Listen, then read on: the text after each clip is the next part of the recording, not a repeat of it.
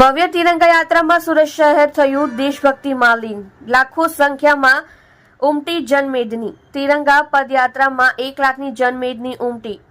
તિરંગા યાત્રાના માર્ગને દુલ્હનની જેમ શણગારવામાં આવ્યો. વિવિધ રાજ્યના લોકો પારંપરિક વસ્ત્રો પહેરીને જોડાયા. આજે સુરતમાં ભવ્ય તિરંગા પદયાત્રાનું આયોજનને લઈને તૈયારીઓ આખરી ઓપ આપવામાં આવી રહી છે. તિરંગા યાત્રામાં 1 લાખની જનમેદની ઉમટી પડી હતી. 2 કિલોમીટરની તિરંગા યાત્રાને લઈ વાય જંકશનથી લાલભાઈ ક્રિકેટ સ્ટેડિયમ સુધીના માર્ગને દુલ્હનની જેમ શણગારવામાં આવ્યું છે.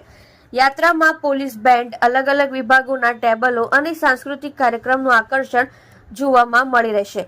જે યાત્રામાં બીએસએફ, સીઆરપીએફ, રેપિડ ફોર્સ સહિત પોલીસના જવાનો પ્રથમ વખત સામેલ થવો જોવા મળી રહ્યા છે.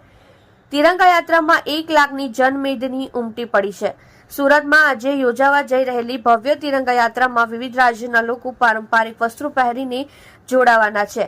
અલગ અલગ સમાજ અને સ્કૂલ સહિતના કુલ 20 બેન્ડ દ્વારા પ્રસ્તુતિ કરવામાં આવનાર છે. રાજ્યમાં પ્રથમ વખત તિરંગા યાત્રામાં શસ્ત્ર દળો દ્વારા માર્ચ પાસ્ટ, વિદ્યાર્થીઓ દ્વારા વિવિધ સાંસ્કૃતિક કાર્યક્રમની પ્રસ્તુતિ અને પોલીસ બેન્ડ સહિત વિવિધ વિભાગોના ટેબલો રજૂ કરવામાં આવ્યા છે. સાંજે 6 વાગ્યાથી વાય જંકશન ખાતેથી યાત્રાની શરૂઆત થઈ હતી. યાત્રાને લઈ 19 ઠેકાણા ઉપર પાર્કિંગની વ્યવસ્થા કરવામાં આવી છે, જેમાં 6510 ટુ વ્હીલ, 1970 ફોર વ્હીલર અને 400 બસની કેપેસિટી રાખવામાં આવી છે. સાંજે 6 વાગ્યાથી વાય જંકશન ખાતેથી શરૂ થઈ યાત્રા.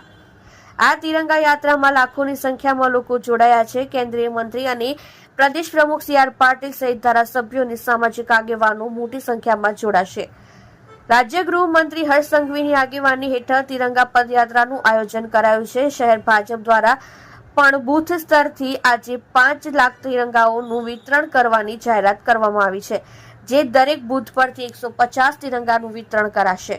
આપ જોઈ રહ્યા છો સોમવાર time news channel. Bureau report, Surat.